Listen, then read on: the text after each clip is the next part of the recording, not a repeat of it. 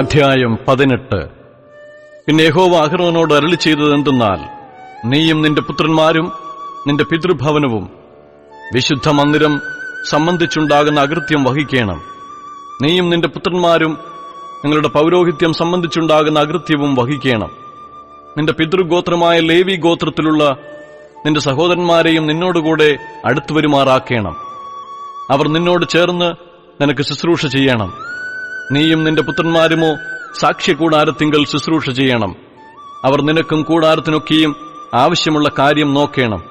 എന്നാൽ അവരും നിങ്ങളും കൂടെ മരിക്കാതെ ഇരിക്കേണ്ടതിന് അവർ വിശുദ്ധ മന്ദിരത്തിലെ ഉപകരണങ്ങളോടും യാഗപീഠത്തോടും അടുക്കരുത്. അവർ നിന്നോട് ചേർന്ന് സമാഗമന കൂടാരം സംബന്ധിച്ചുള്ള സകല വേലയ്ക്കുമായി കൂടാരത്തിന്റെ കാര്യം നോക്കണം. ഒരു അന്യനും നിങ്ങളോട് അടുക്കരുത്. ഇസ്രായേൽ മക്കളുടെ മേൽ ഇനി ക്രോധം വരാതിരിക്കേണ്ടതിന് വിശുദ്ധ മന്ദിരത്തിന്റെയും യാഗപീഠത്തിന്റെയും കാര്യം നിങ്ങൾ നോക്കണം. ലേവ്യരായ നിങ്ങളുടെ സഹോദരന്മാരെയോ ഞാൻ ഇസ്രായേൽ മക്കളുടെ ഇടയിൽ നിന്ന് എടുത്തിരിക്കുന്നു. യഹോവയ്ക്ക് ദാനമായിരിക്കുന്ന അവരെ സമാഗമന കൂടാരം സംബന്ധിച്ചുള്ള വേല ചെയ്യേണ്ടതിന് ഞാൻ നിങ്ങൾക്ക് ദാനം ചെയ്തിരിക്കുന്നു. ആകയാൽ നീയും നിന്റെ പുത്രന്മാരും യാഗപീഠത്തെങ്കിലും തിരശ്ശീലയ്ക്കകത്തും ഉള്ള സകല കാര്യത്തിലും നിങ്ങളുടെ പൗരോഹിത്യം അനുഷ്ഠിച്ച് ശുശ്രൂഷ ചെയ്യണം. പൗരോഹിത്യം ഞാൻ നിങ്ങൾക്ക് ദാനം ചെയ്തിരിക്കുന്നു. അന്യനടുത്തു വന്നാൽ മരണശിക്ഷ അനുഭവിക്കണം. യഹോവ പിന്നെയും അഹരോനോട് അരുളി ചെയ്തത്, ഇതാ എന്റെ ഉദർച്ചാർപ്പണങ്ങളുടെ കാര്യം ഞാൻ നിന്നെ ഭരമേൽപ്പിച്ചിരിക്കുന്നു. ഇസ്രായേൽ മക്കളുടെ സകല വസ്തുക്കളിലും അവയെ ഞാൻ നിനക്കും നിന്റെ പുത്രന്മാർക്കും ഓഹരിയായും ശാശ്വത അവകാശമായും തന്നിരിക്കുന്നു. തീയിൽ ദഹിപ്പിക്കാത്തതായി അതിവിശുദ്ധ വസ്തുക്കളിൽ വെച്ച് ഇത് നിനക്കുള്ളതായിരിക്കണം. അവർ എനിക്ക് അർപ്പിക്കുന്ന അവരുടെ എല്ലാ വഴിപാടും സകല ഭോജനയാഗവും സകല പാപയാഗവും സകല അകൃത്യയാഗവും അതിവിശുദ്ധമായി നിനക്കും നിന്റെ പുത്രന്മാർക്കും ഇരിക്കണം. അതിവിശുദ്ധ വസ്തുവായിട്ട് അത് ഭക്ഷിക്കണം. ആണുങ്ങളെല്ലാം അത് ഭക്ഷിക്കണം. അത് നിനക്ക് വേണ്ടി വിശുദ്ധമായിരിക്കണം.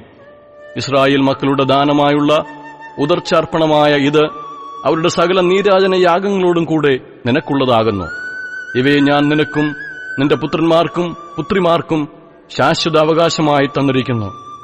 നിന്റെ വീട്ടിൽ ശുദ്ധിയുള്ളവനെല്ലാം അത് ഭക്ഷിക്കാം.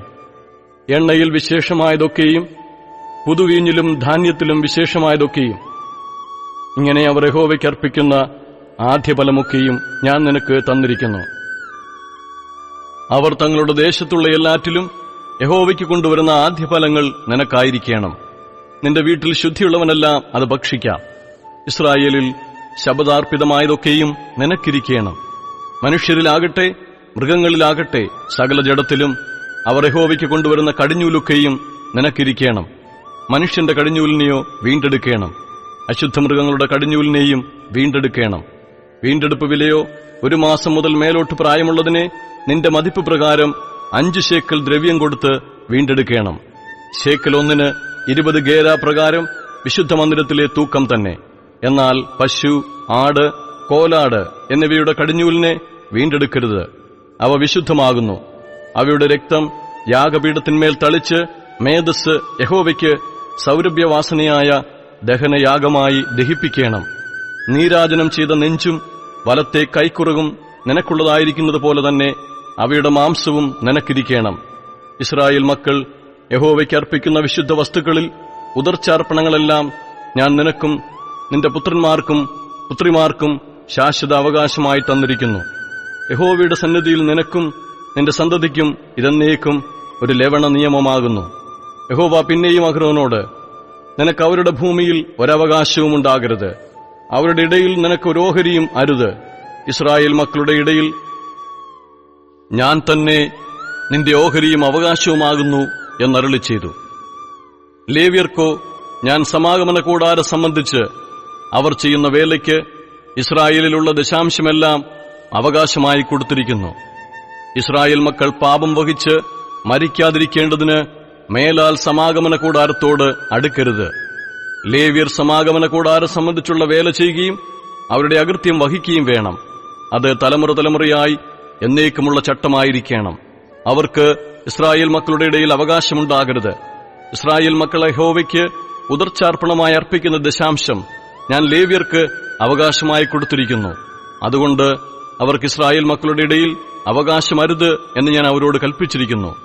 യഹോവ പിന്നെയും മോശയോട് അരുളിച്ചെയ്തത്, നീ ലേവ്യരോട് പറയേണ്ടതെന്തെന്നാൽ, ഇസ്രായേൽ മക്കളുടെ പക്കൽ നിന്ന് ഞാൻ നിങ്ങളുടെ അവകാശമായി നിങ്ങൾക്ക് തന്നിരിക്കുന്ന ദശാംശം അവരോട് വാങ്ങുമ്പോൾ ദശാംശത്തിന്റെ 10 നിങ്ങൾ യഹോവയ്ക്ക് ഉദർച്ചാർപ്പണമായി അർപ്പിക്കണം. നിങ്ങളുടെ ഈ ഉദർച്ചാർപ്പണം കളത്തിലെ ധാന്യം പോലെയും മുന്തിരിച്ചക്കിലെ നിറവ് പോലെയും നിങ്ങളുടെ പേർക്ക് എണ്ണും. ഇങ്ങനെ ഇസ്രായേൽ മക്കളോട് നിങ്ങൾ വാങ്ങുന്ന സകല ദശാംശത്തിൽ നിന്നും യഹോവയ്ക്ക് ഒരു ഉദർച്ചാർപ്പണം അർപ്പിക്കണം. യഹോവയ്ക്കുള്ള ആ ഉദർച്ചാർപ്പണം നിങ്ങൾ പുരോഹിതനായ അഹരോന് കൊടുക്കണം. നിങ്ങൾക്കുള്ള സകല ദാനങ്ങളിലും ഉത്തമമായ എല്ലാറ്റിന്റെയും വിശുദ്ധഭാഗം നിങ്ങൾ യഹോവയ്ക്ക് ഉദർച്ചാർപ്പണമായി അർപ്പിക്കണം. ആകയാൽ നീ അവരോട് പറയേണ്ടതെന്തെന്നാൽ, നിങ്ങൾ അതിന്റെ ഉത്തമഭാഗം ഉദർച്ചാർപ്പണമായി അർപ്പിക്കുമ്പോൾ അത് കളത്തിലെ അനുഭവം പോലെയും മുന്തിരിച്ചക്കിലെ അനുഭവം പോലെയും ലേവ്യർക്കെണ്ണും. അത് നിങ്ങൾക്കും നിങ്ങളുടെ കുടുംബങ്ങൾക്കും എല്ലായിടത്തു വെച്ചും ഭക്ഷിക്കാം. അത് സമാഗമന കൂടാരത്തിങ്കൽ നിങ്ങൾ ചെയ്യുന്ന വേലയ്ക്കുള്ള ശമ്പളമാകുന്നു. അതിന്റെ ഉത്തമഭാഗം ഉദർച്ച ചെയ്താൽ പിന്നെ നിങ്ങൾ അതുനിമിത്തം പാപം വഹിക്കയില്ല. നിങ്ങൾ ഇസ്രായേൽ മക്കളുടെ വിശുദ്ധ വസ്തുക്കൾ അശുദ്ധമാക്കുകയും അതിനാൽ മരിച്ചുപോവാൻ ഇടവരികയുമില്ല.